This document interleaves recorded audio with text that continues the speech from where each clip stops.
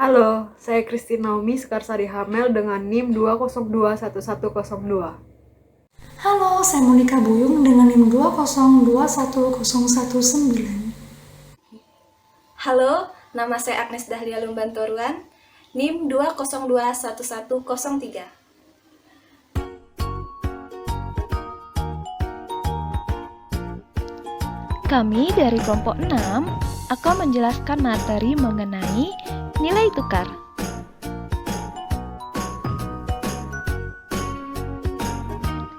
Pengertian nilai tukar.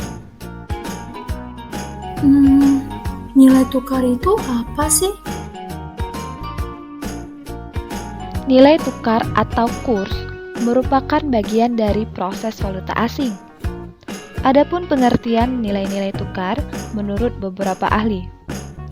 Menurut Mankiw, nilai tukar mata uang antara dua negara adalah harga dari mata uang yang digunakan oleh penduduk negara tersebut untuk saling melakukan perdagangan antara satu sama lain.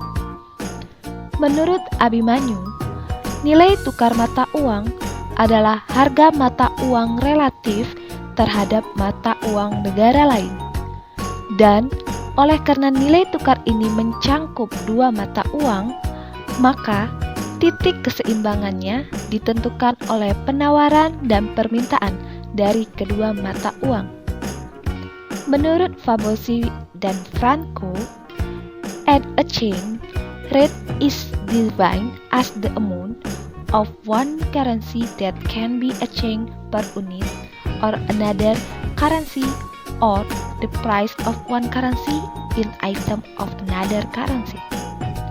Sehingga dapat disimpulkan bahwa nilai tukar mata uang adalah jumlah mata uang dalam negeri yang harus dibayarkan untuk memperoleh satu unit mata uang asing yang nilainya ditentukan oleh penawaran dan permintaan antar mata uang.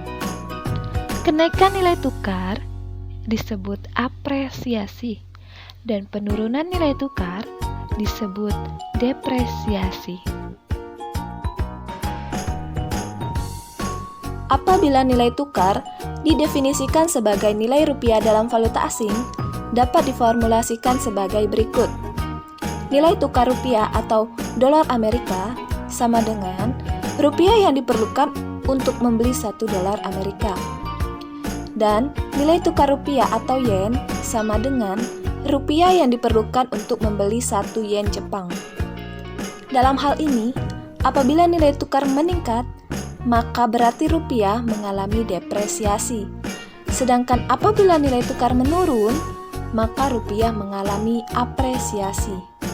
Contohnya, nilai tukar 1 dolar Amerika terhadap mata uang rupiah sebesar 8.500 rupiah. Apabila nilai tukar 1 berubah menjadi 9.000 rupiah, maka nilai tukar rupiah mengalami penurunan atau depresiasi.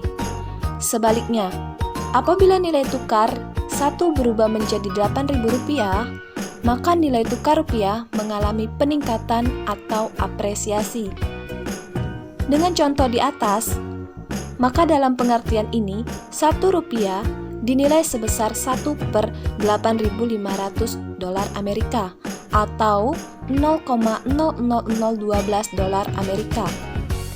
Nilai tukar rupiah mengalami depresiasi jika menurun 1 per 9.000 dolar Amerika atau 0,00011 dan akan mengalami apresiasi dengan nilai pada contoh 1 per 8.000 dolar Amerika atau 0,0013 dolar Amerika. Sejarah perkembangan kebijakan nilai tukar di Indonesia. Di Indonesia sendiri, bagaimana sejarah perkembangan nilai tukarnya? Sejak tahun 1970, negara Indonesia telah menerapkan 3 sistem nilai tukar, yaitu pertama, sistem kurs tetap tahun 1970 sampai dengan tahun 1978. Undang-Undang Nomor 32 Tahun 1964, Indonesia menganut sistem nilai tukar tetap kurs resmi Rp250 per dolar Amerika, sementara kurs uang lainnya dihitung berdasarkan nilai tukar rupiah terhadap dolar Amerika. Kedua, sistem mengambang terkendali tahun 1978 sampai tahun 1997. Nilai tukar rupiah didasarkan pada sistem sekeranjang mata uang atau basket of currency. Kebijakan ini diterapkan bersama dengan dilakukannya devaluasi rupiah pada tahun 1978. Ketiga, sistem kurs mengambang 14 Agustus 1997 sampai sekarang. Sejak pertengahan Juli 1997, nilai tukar rupiah terhadap dolar Amerika semakin melemah. Sehubungan dengan hal tersebut, dan dalam rangka mengamankan cadangan devisa yang terus berkurang, maka pemerintah memutuskan untuk menghapus rentang intervensi atau sistem nilai tukar mengambang terkendali dan mulai menganut sistem nilai tukar mengambang bebas atau free floating exchange rate pada tanggal 14 Agustus 1997. Baik, selanjutnya akan dilanjutkan oleh rekan saya, Naomi. Kita akan masuk pada slide mengenai faktor yang mempengaruhi nilai tukar rupiah.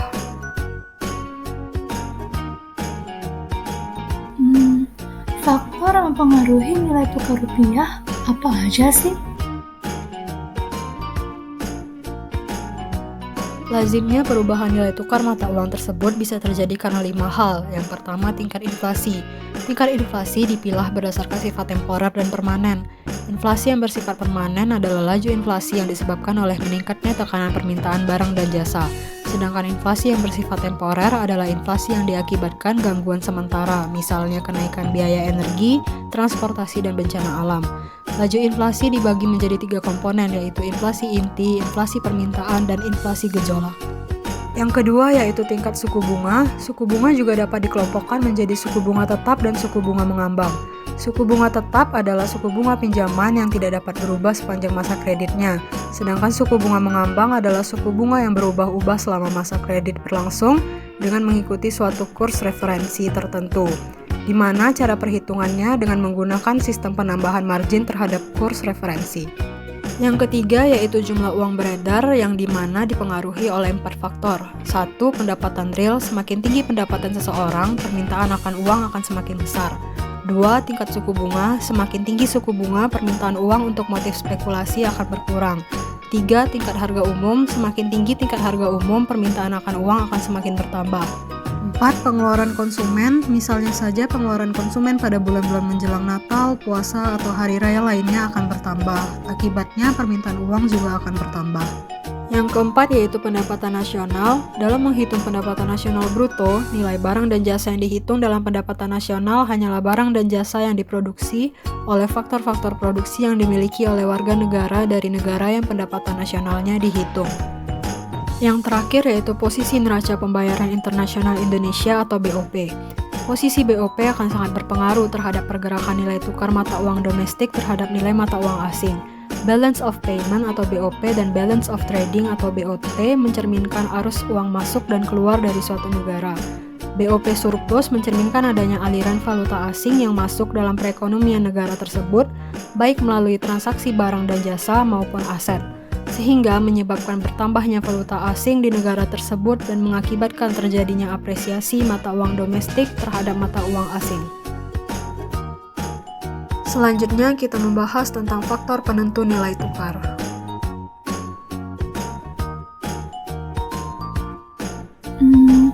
Faktor penentu nilai tukar itu apa aja sih?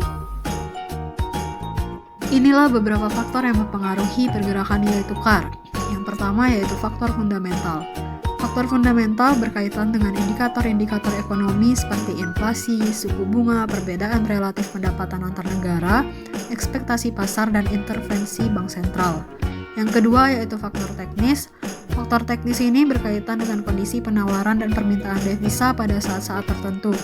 Apabila ada kelebihan permintaan sementara penawaran tetap, maka harga falas atau valuta asing akan naik dan sebaliknya. Yang ketiga yaitu sentimen pasar. Sentimen pasar lebih banyak disebabkan oleh rumor atau berita-berita politik yang bersifat insidentil, yang dapat mendorong harga valuta asing naik atau turun secara tajam dalam jangka pendek. Apabila rumor atau berita-berita tersebut sudah berlalu, maka nilai tukar akan kembali normal. Nah, selanjutnya kita akan membahas mengenai sistem kurs yang berlaku di perekonomian internasional.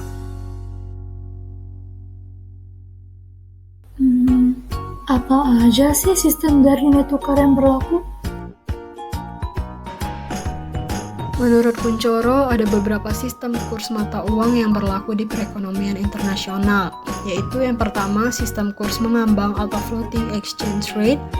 Sistem kurs ini ditentukan oleh mekanisme pasar dengan atau tanpa upaya stabilisasi oleh otoritas moneter.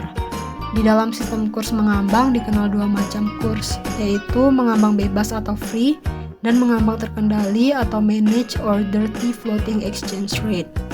Yang kedua yaitu sistem nilai tukar dimantapkan atau pegged exchange rate.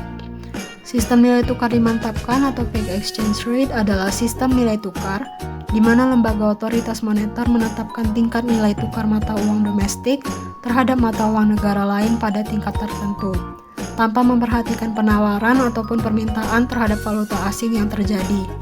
Sistem nilai tukar ini pun terbagi lagi menjadi 3 bagian, yaitu hard peg, conventional peg, dan crawling peg. Sistem kurs yang ketiga yaitu sistem kurs tetap atau fixed exchange rate. Dalam sistem ini, suatu negara mengumumkan suatu kurs tertentu atas nama uangnya dan menjaga kurs ini dengan menyetujui untuk menjual atau membeli valuta asing dalam jumlah tidak terbatas pada kurs tersebut. Kurs biasanya tetap atau diperbolehkan berfluktuasi dalam batas yang sangat sempit.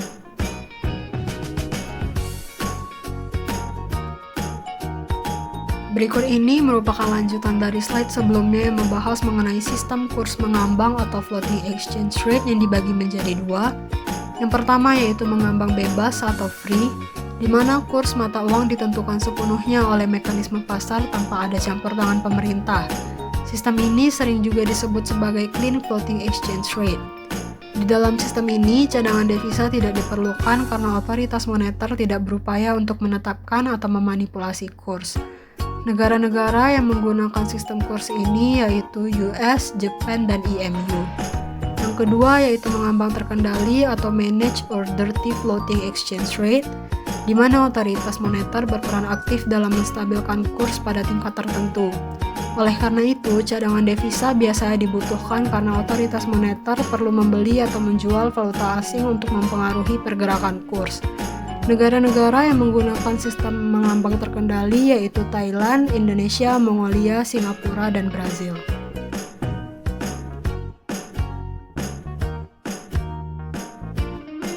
Masih melanjutkan dari slide sebelumnya yaitu sistem nilai tukar dimantapkan atau pegged exchange rate yang dibagi menjadi 3. Yang pertama yaitu hard peg. Hard peg ini dibagi menjadi 3 lagi. Yang pertama currency union, menggunakan mata uang negara lain sebagai satu-satunya alat pembayaran yang sah, misalnya pada negara Ekuador, El Salvador, dan Panama. Yang kedua yaitu dollarization, menggunakan mata uang yang sama dengan anggota serikat yang lain, misalnya zona Euro, CFA, dan ECCU. Yang ketiga yaitu currency board, secara hukum berkomitmen untuk tukar-menukar mata uang domestik dengan mata uang asing tertentu dengan suku bunga tetap, misalnya pada Hong Kong pada tahun 1983, Estonia pada tahun 1992, Lituania pada tahun 1994, Bulgaria pada tahun 1997, Bosnia dan Herzegovina, Argentina hingga 2001. Yang kedua yaitu conventional peg, dibagi menjadi 2 lagi. Yang pertama yaitu single currency peg, menggunakan mata uang tunggal misalnya pada negara Malaysia, Nepal, dan Namibia. Yang kedua yaitu currency basket peg, menggunakan suatu kelompok mata uang yang digunakan sebagai ukuran rata-rata, misalnya pada negara Malta, Fiji, dan Latvia. Dan sistem nilai tukar dimantapkan yang terakhir yaitu crawling peg, Dalam sistem ini, suatu negara melakukan sedikit perubahan dalam nilai mata uangnya secara periodik dengan tujuan untuk bergerak menuju nilai tertentu pada rentang waktu tertentu, misalnya pada negara Bolivia. Baiklah, selanjutnya akan dilanjutkan oleh rekan saya, Monica Buyung. Baik, selanjutnya kita masuk mengenai materi nilai tukar sebagai harga untuk transaksi internasional. Apa aja sih jenis-jenis nilai tukar sebagai harga untuk transaksi internasional? Adapun dua harga internasional yang paling penting dalam transaksi internasional. Yang pertama itu nilai tukar nominal. Nilai tukar nominal atau nominal exchange rate adalah nilai di mana seseorang dapat memperdagangkan mata uang satu negara untuk mata uang negara lain. Nilai tukar nominal selalu dapat ditentukan melalui dua cara. Misalnya cara pertama itu 80 yen untuk 1 dolar AS, maka dapat disebut juga 0,0125 atau perbandingan 1/80 dolar AS per yen. Atau cara kedua itu 1 dolar AS untuk 80 yen, maka dapat disebut juga 80 yen per dolar AS. Untuk setiap negara, ada banyak nilai tukar nominal. Misalnya, dolar AS tadi dapat digunakan untuk membeli yen Jepang, pound sterling Inggris, peso Meksiko, dan sebagainya. Kemudian yang kedua itu nilai tukar real. Nilai tukar real atau real exchange rate adalah nilai tukar di mana seseorang dapat memperdagangkan barang dan jasa satu negara untuk barang dan jasa negara lain. Sama halnya seperti nilai tukar nominal, kita menunjukkan nilai tukar real sebagai unit item asing per unit item domestik. Bedanya, jika nilai tukar real, item tersebut berupa barang dan jasa. Sedangkan nilai tukar nominal tadi, itemnya berupa mata uang.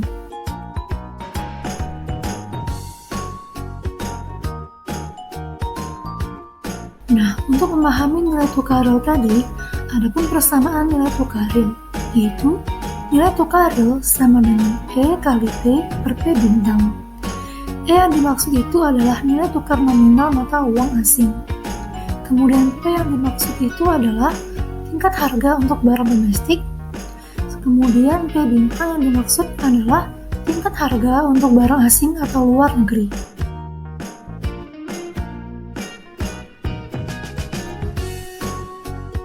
Berikut contoh kasusnya.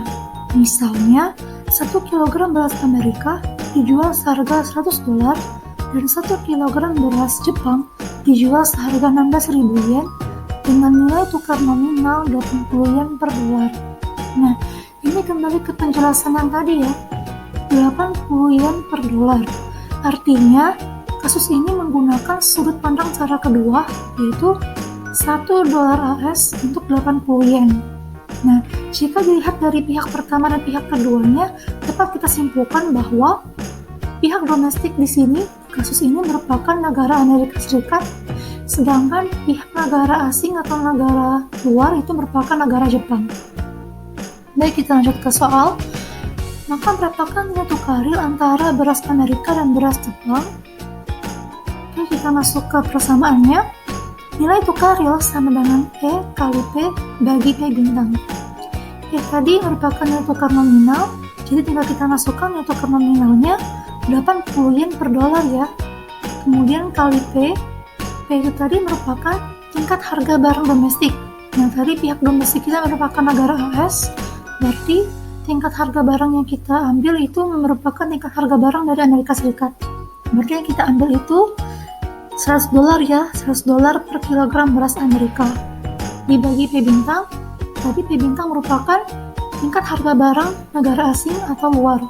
Nah, tadi kan di sini negara asingnya merupakan negara Jepang. Jadi tingkat harga barang yang kita ambil itu dari yang harga barang Jepang ya.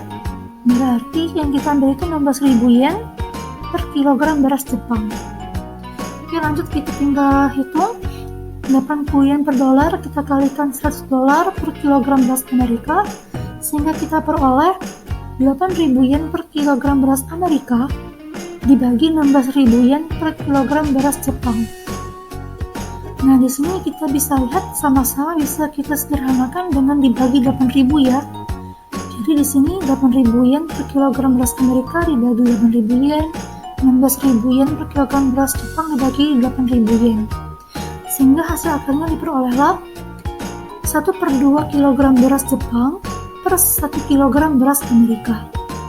Nah, jadi dari contoh kasus ini dapat kita simpulkan bahwa nilai tukar real merupakan determinan penting dari ekspor dan impor neto barang dan jasa, serta sangat bergantung pada nilai tukar nominal. Selanjutnya kita masuk mengenai materi paritas daya beli sebagai teori penentuan nilai tukar. Maksud dari paritas daya beli sebagai teori penentuan nilai tukar itu seperti apa sih? Teori paritas daya beli atau purchasing power parity menyatakan bahwa satu unit mata uang tertentu harus mampu membeli barang dalam jumlah yang sama di semua negara. Banyak ahli ekonomi yang percaya bahwa paritas daya beli menggambarkan daya menentukan nilai tukar dalam jangka panjang. Maka berikut pertimbangan logika yang menjadikan teori ini menjadi dasar teori nilai tukar jangka panjang beserta implikasi dan batasannya. Yang pertama itu logika dasarnya. Sesuai nama teori ini yaitu paritas yang artinya kesamaan dan daya beli yang artinya merujuk pada nilai uang, maka teori ini mendasari prinsip hukum satu harga atau disebut law of one price. Karena jika tidak, akan ada peluang profit yang tidak tereksploitasi atau disebut arbitrase. Misalnya, seorang pedagang di suatu negara membeli barang di negara lainnya yang memiliki harga beli harga jual lebih rendah ketimbang harga yang berlaku di daerah atau negara asalnya. Kemudian pedagang ini menjual kembali barang tersebut di negara asalnya dengan harga yang berlaku di negara asalnya. Nah, selisih harga inilah yang disebut peluang profit yang tidak eksploitasi atau arbitrase. Selanjutnya kita akan masuk mengenai implikasi paritas daya beli. Teori ini menjelaskan bahwa nilai tukar nominal antar mata uang dua negara bergantung pada tingkat harga di negara-negara tersebut. Maka, implikasi utama teori ini adalah nilai tukar berubah ketika tingkat harga berubah. Nah, di satu sisi, tingkat harga di setiap negara disesuaikan untuk menyeimbangkan jumlah uang yang beredar dan jumlah permintaan uang. Sehingga menjadikan nilai tukar ini pun juga bergantung pada persediaan dan permintaan uang di setiap negara. Selanjutnya kita masuk mengenai batasan paritas daya beli. Adapun keterbatasan dari teori ini yang pertama, banyak barang yang tidak mudah diperdagangkan. Kemudian yang kedua, barang-barang yang dapat diperdagangkan sekalipun tidak selalu merupakan barang substitusi yang sempurna ketika diproduksi di negara-negara yang berbeda. Nah, karena hal inilah, nilai tukar real mengalami fluktuasi dari waktu ke waktu. Meskipun kekuatan paritas daya beli tidak sepenuhnya menetapkan nilai tukar real, namun teori ini memberikan alasan untuk memperkirakan bahwa perubahan nilai tukar real nilainya kecil atau sementara. Hasilnya, pergerakan nilai tukar yang besar dan berkelanjutan mencerminkan perubahan tingkat harga domestik dan harga di negara lain. Maka hal ini menjadikan teori ini merupakan langkah pertama dalam memahami nilai tukar. Baik, berikut daftar pustaka yang kami gunakan untuk menyusun materi penjelasan terkait nilai tukar di video ini. Berikut adalah lampiran dari daftar pustaka yang kami gunakan tadi.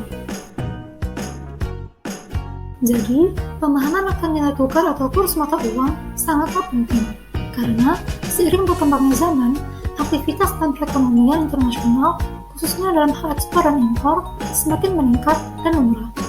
Tidak hanya bagi pihak pemerintah, pemahaman akan nilai tukar juga bermanfaat bagi para pengusaha dan pebisnis internasional untuk memahami bisnisnya, serta bagi para pelajar yang ingin menambah wawasan serta bekal pengetahuan. Baik teman-teman, sekian penjelasan dari kelompok kami mengenai materi nilai tukar. Terima kasih telah menyaksikan ini. Semoga bisa bermanfaat bagi teman-teman semua. Jangan lupa like, subscribe, komen, dan share. Bye-bye.